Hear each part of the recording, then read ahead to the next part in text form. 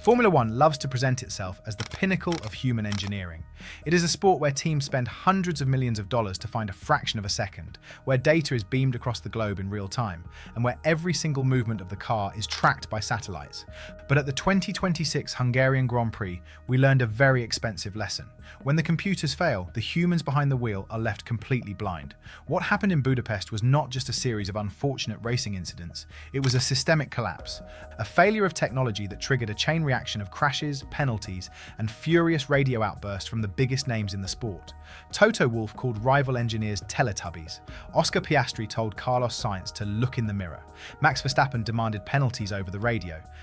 But to truly understand the chaos of Hungary, we have to look past the angry drivers and focus on the invisible system that broke down and caused it all. The modern Formula One car is a spaceship. Drivers are processing so much information while pulling 5Gs through a corner that they cannot constantly check their mirrors to see who is coming up behind them. To solve this, the FIA uses an automated GPS marshalling system. When a race leader approaches a slower car to lap them, the system automatically sends a signal to the slower car. A blue light flashes on their steering wheel display, accompanied by their specific car number, telling them exactly when to move aside. It is a foolproof system, until lap 9 of the Hungarian Grand Prix, when it completely stopped working.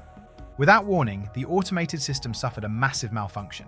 Instead of sending targeted blue flags to the backmarkers, the system started sending random blue flashes to everyone, and crucially, the car numbers disappeared. Suddenly, drivers were seeing blue lights on their steering wheels, but they had no idea if the warning was meant for them, for the guy in front, or for the guy behind. Oliver Bearman, the young Haas driver, was one of the first to realize something was deeply wrong. Just 6 laps into the race, his dashboard started flashing blue. As he pointed out later, Haas was not having a great day, but they certainly were not slow enough to be lapped after just 6 laps.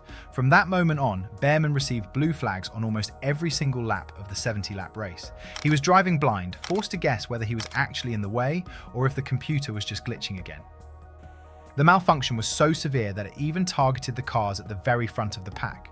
In the cool-down room after the race, Kimi Antonelli, who finished third, was still in a state of disbelief. He turned to race winner Lando Norris and explained that his steering wheel was flashing blue while he was leading the race. Norris just laughed and admitted the exact same thing had happened to him. When the FIA realized the system was broken, they paused it and reverted to manual marshalling.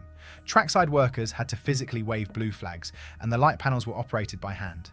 But in the cockpit, the damage was already done. The drivers could no longer trust their screens. In a situation like this, the responsibility shifts entirely to the pit wall. The race engineer becomes the driver's only reliable source of information. But here, another piece of technology failed. The GPS driver tracker, the same one used by the television broadcasters and the teams to see exactly where every car is on the track, also dropped out for a massive chunk of the race. It did not come back online until around lap 45. This perfect storm of technological failures set the stage for the most controversial moment of the weekend. By lap 38, Oscar Piastri was hunting down his McLaren teammate Lando Norris for the race lead. Piastri had just bolted on fresh tyres and was flying. As he exited turn 2, he closed in rapidly on the Williams of Carlos Sainz. Sainz was a lap down, but he was fighting his own intense battle for position against Fernando Alonso. In a normal race, Sainz's steering wheel would have been flashing with his number long before Piastri arrived. His engineer would have warned him, but the screen was blank, the engineer was silent, and Piastri was sitting perfectly in Sainz's blind spot. Sainz committed to the corner, turned in, and the two cars collided. The impact ruined Piastri's race. He lost the lead to Norris and later retired completely with a gearbox failure. His radio message was explosive.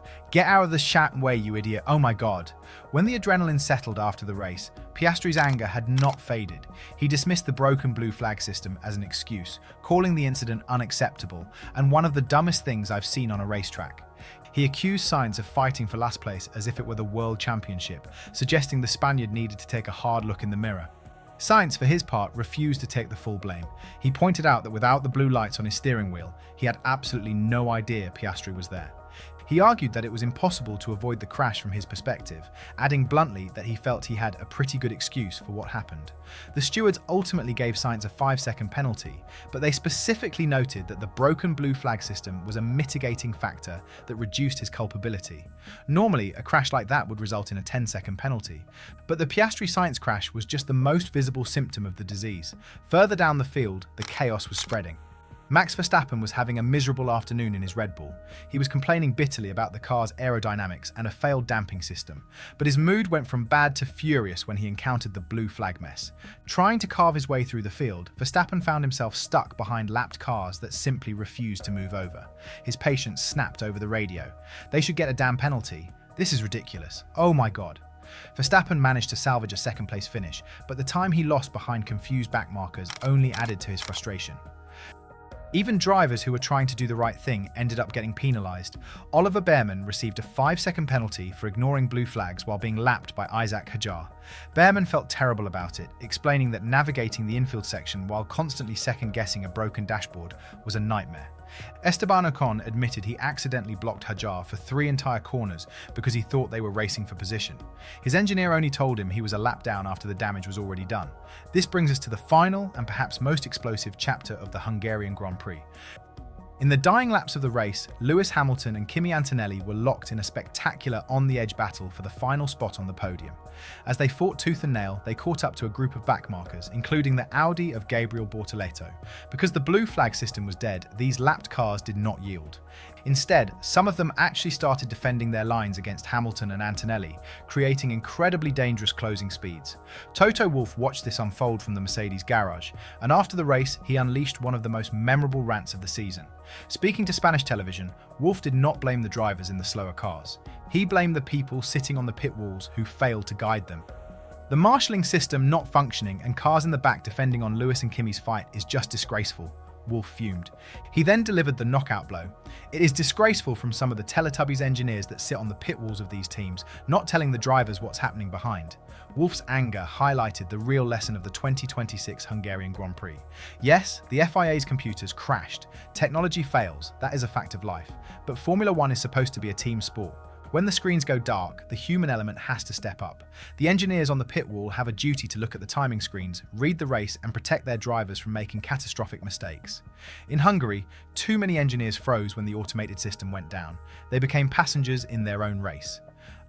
Lando Norris will remember Budapest as the place he took his first win of the year, but the rest of the paddock will remember it as the day the grid went blind.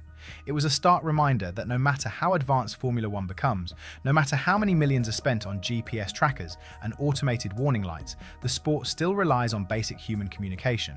When a driver is approaching a corner at 300 km per hour, they need to know exactly what is in their blind spot. There is no margin for error, no time to second guess a flashing light. In Hungary, that vital stream of information simply vanished into thin air. The result was a chaotic, messy, and deeply frustrating afternoon of racing that left cars damaged and drivers furious. With the championship battle tighter than it has been in years, the sport simply cannot afford another technological meltdown of this magnitude.